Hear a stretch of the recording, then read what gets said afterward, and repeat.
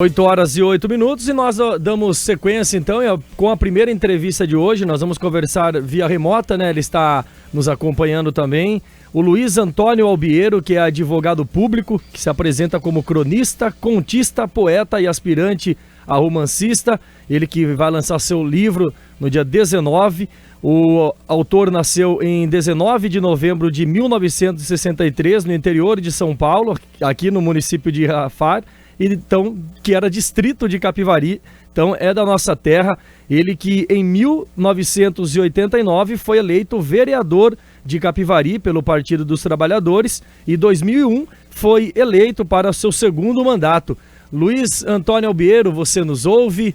Vamos bater um papo nesse lançamento desse livro que ele vai lançar no dia 19 de julho aqui na cidade de Capivari, chamado Onomaturgo e Outras Histórias. Luiz, bom dia, seja bem-vindo à Raízes FM. Bom dia, Jean, bom dia, Marquinhos, bom dia, ouvintes da Rádio Raízes de Capivari. É uma alegria, depois de tanto tempo, poder voltar a falar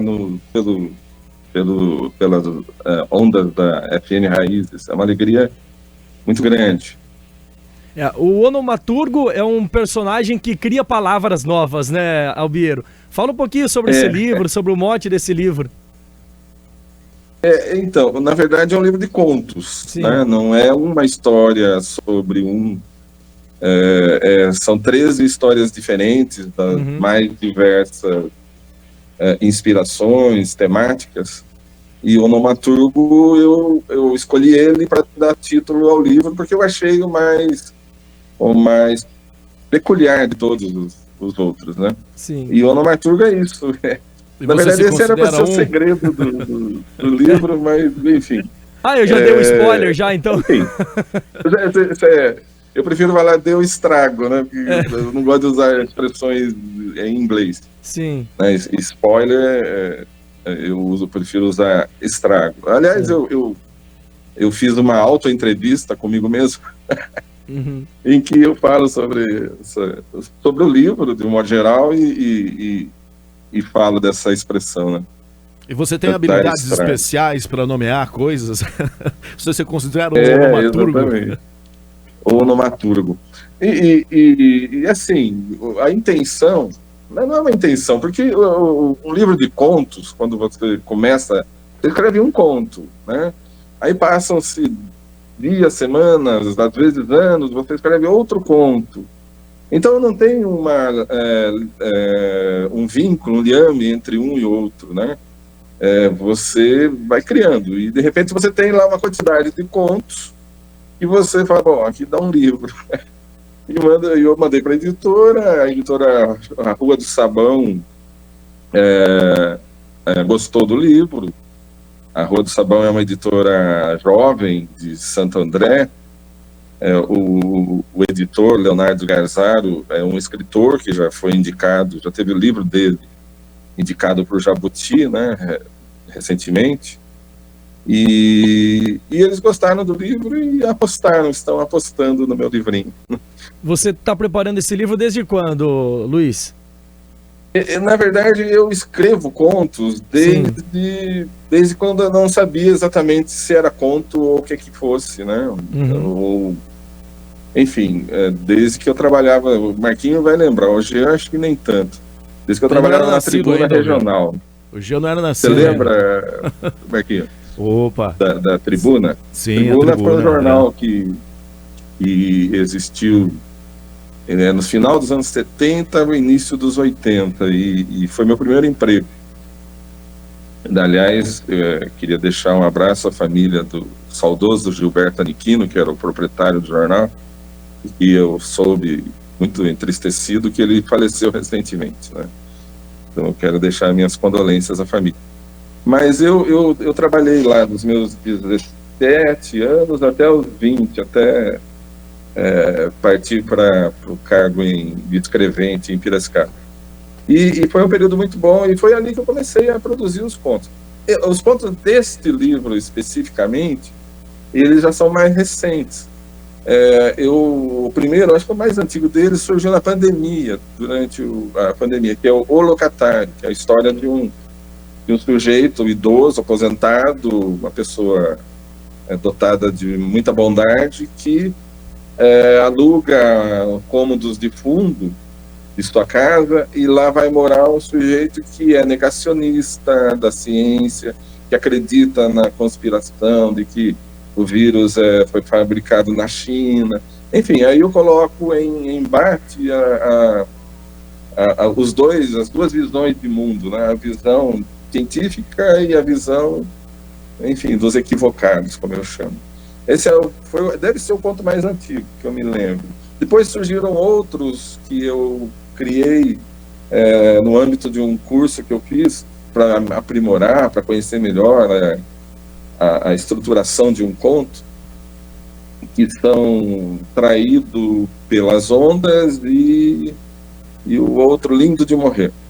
O Traído pelas Ondas, por exemplo, é um livro em que um repórter, e aí eu me inspirei nos meus tempos de jornal, né? Tanto da Tribuna como principalmente do jornal Dois Pontos, que vocês devem ter uma lembrança mais fresca na memória. Sim, Dois Pontos. Que foi fundado. O jornal Dois Pontos era meu, da família Andreotti, né? Eu, minha esposa, Delson, Marcelo Andreotti, e envolvimento das famílias, né? E foi um período muito, muito, muito bom também.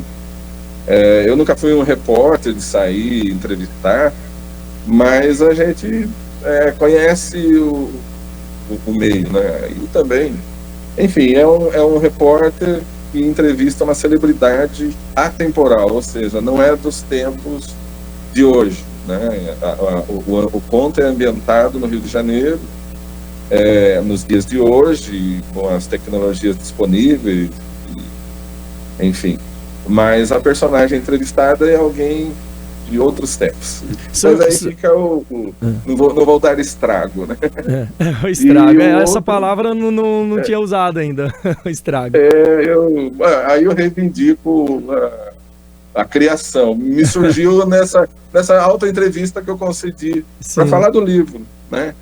E aí eu pensei, pô, mas eu realmente não gosto de usar expressões. A gente tem uma língua tão rica, tão bonita, que é a língua portuguesa, chamada de inculta, mas sim, que revela a nossa cultura, a cultura do brasileiro, do português, e é tão bonito, e a gente despreza tanto, né? E o livro, inclusive, o Onomaturgo, não por acaso, é um criador de palavras, né? Na verdade, assim, é um personagem, obviamente, que pertence ao mundo do realismo fantástico, porque quem cria as palavras é o povo, né? E nesse conto do Onomaturgo, eu brinco com algumas criações recentes, forçadas da língua, né? Como se criar a palavra fosse algo artificial.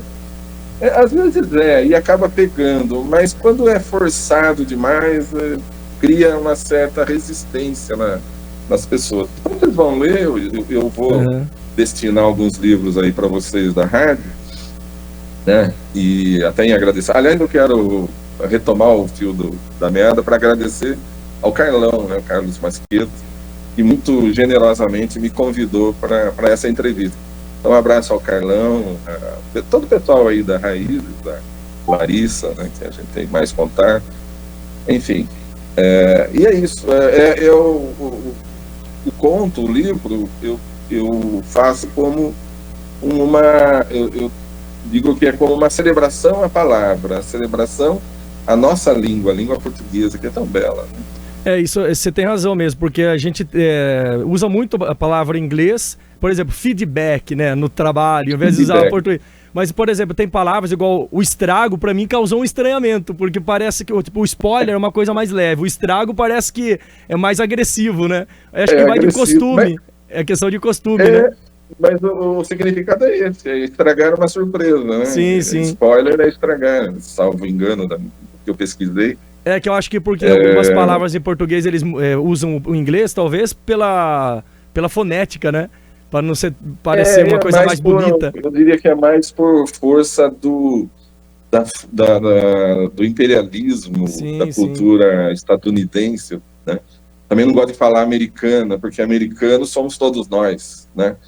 Mas estadunidense, ou seja, aquela coisa que os Estados Unidos vão impondo aos povos, através da sua indústria cultural, cinema, músicas, igual selfie. Literatura, inclusive.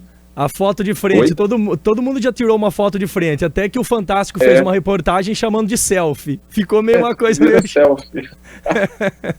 Mas você sabe que feedback é retorno, né? Eu prefiro usar retorno. Mas às vezes eu aportugueso, então eu ponho FIDIDEQUE, feedback. E assim com todas as palavras. Link, por exemplo, eu falei, puta, mas link, a gente se habitua, né? E aí, link, eu falei, como é que a gente... Eu estou usando caminho, né? Inclusive eu acabei de postar agora nas minhas redes essa entrevista, e eu coloquei, acesse clicando, clicar é outra palavra, mas aí tem onomatopeia, né? Clique, enfim.